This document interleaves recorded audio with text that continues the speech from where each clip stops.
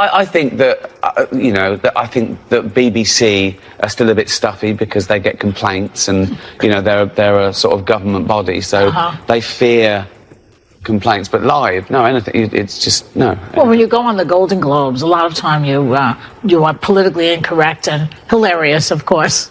Thank you. And so, Thank you. So this is, well, yeah, well, that's the thing about offence, isn't it? When people say they're offended, it's that just because you're offended, it doesn't. Comedy is more than just laughter. It's about tackling the tough issues and finding humor in the most unexpected places. In today's world, where political correctness and sensitivity seem to be at the forefront of every conversation, comedians like Ricky Gervais are reminding us of one crucial truth: comedy should be fearless. Gervais, known for his sharp wit and unapologetic approach, makes a bold case for the importance of free speech in comedy. He believes that humor should never be watered down to avoid offending anyone because, as he puts it, what offends one person may not affect someone else. Just because a joke bothers someone doesn't automatically make them right, and in a world of comedy, pushing boundaries is often what sparks the most memorable laughs. The debate over what's offensive in comedy is nothing new, but in a world that seems obsessed with pleasing everyone, it's becoming harder for comedians to tackle the difficult, years, and this time he's taken on all of humanity. Please welcome back the fabulous and quite funny Ricky Gervais. So, before we get into what the special is about, the question everybody wanted me to ask you is, are you excited about the royal wedding? You can't even say it with a straight face. Am I excited about the royal family? Yeah. No. The royal wedding. No, I'm not excited about it. Listen, I've got nothing against the royal family, but I don't like any of that sort of frivolous nonsense gossip. I actually know William and Harry. They've come to about 2 or 3 of my gigs, but no, I mean, it's on every paper all the time. My news show is like, oh, no, I'm not interested at all. I wonder, Thanks for asking.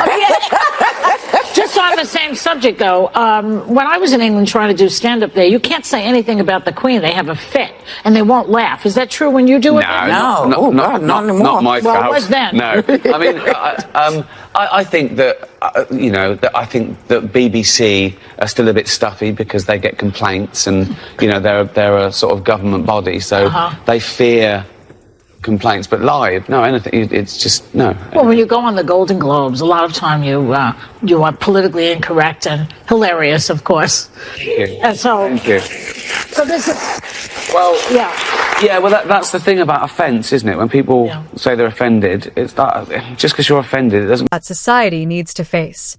Gervais argues that humor thrives when it confronts controversial subjects head-on, rather than shying away from them.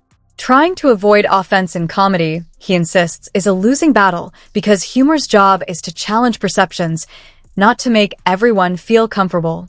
With his return to the stage after 7 years, Gervais is doing just that, taking on humanity itself in his new stand-up special. He's back, as sharp as ever, reminding us that the best comedy doesn't play it safe. It forces us. Things and feelings are personal. Some people are offended by equality. So what? So you can't second guess people. If you try and please everyone, you'll please no one. With comedy as well, I think you've got to deal with taboos and contentious issues. And sometimes you deal in irony, and some people don't get that. But, you can't legislate against stupidity. Otherwise, you'll be doing nothing. So if you're saying anything, you should polarise. You should polarise because everyone's different. So, but this year you didn't host, and do you miss the fact that this was the Weinstein year? Oh, I was salivating.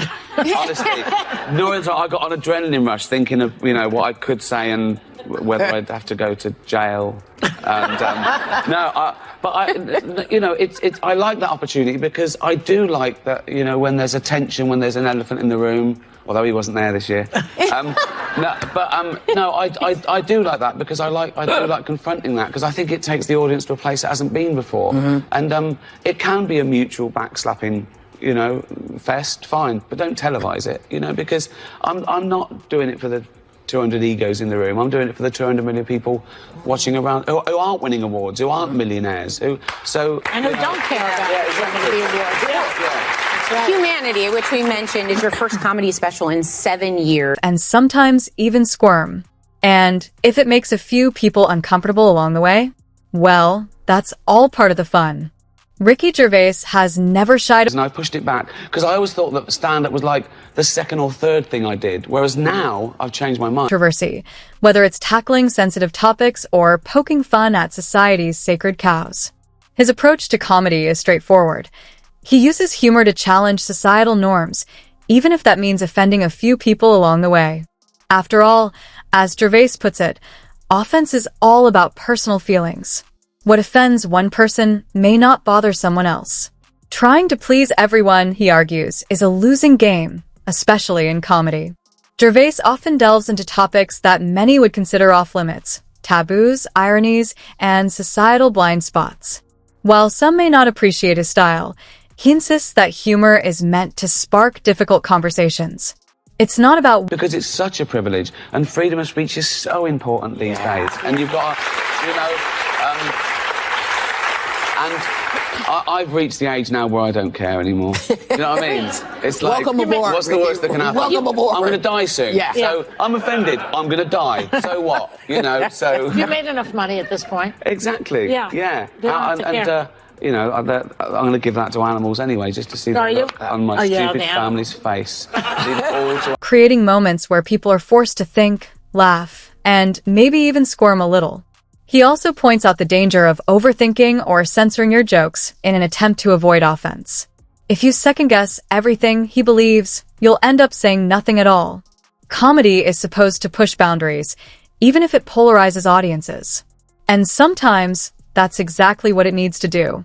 Looking back on his years hosting major events, like the Golden Globes, Gervais admits he enjoys the tension of the moment.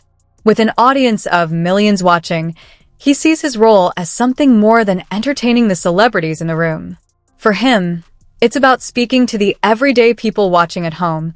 It's nice to look back and it's a celebration. I talk about my mum and dad and who aren't with us anymore, and jokes about the mum and mum's funeral. You know, because that's what I think that's what humour's for. It gets us over bad stuff. So it's a sin to joke about all the bad things. That's a waste, because that's exactly what we should joke about. I also feel that when you talk about people who have gone to the next world, whatever that is, that you're keeping them alive in a way.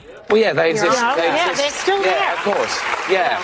And, you know, I tell it, you know, there was a lot of truth, so I tell the truth, you know. It's not just this idealised view of your mum. You tell, you know, why... I remember when I was 12, I got older brothers and sisters, which is why I'm like I am, I suppose. I had to show off to be heard, right? And they're much older than me. They're like 11, 13 and 14 years older than me. And I remember when I was about 12, I said to my mum, why are my brothers and sisters so much older than me? And she said, you were a mistake. And there you have it. I just laughed. In comedy, Gervais often delves into topics that many would consider off-limits: taboos, ironies, and societal blind spots. While some may not appreciate his style, he insists that humor is meant to spark difficult conversations. It's not about winning universal approval, but about creating moments where people are forced to think, laugh, and maybe even squirm a little. He also points out the danger of overthinking or censoring your jokes in an attempt to avoid offense. If you second-guess everything he believes, you'll end up saying nothing at all. Comedy is supposed to push boundaries, even if it polarizes audiences. And sometimes, that's exactly what it needs to do. Looking back on his years hosting major events, like the Golden Globes, Gervais admits he enjoys the tension of the moment. With an audience of millions watching, he sees his role as something more than entertaining the celebrities in the room. For him, it's about speaking to the everyday people watching at home, the ones who aren't millionaires, who don't have the luxury of being part of the celebrity bubble. Gervais doesn't shy away from uncomfortable truths, using his humor to confront issues that many would prefer to ignore.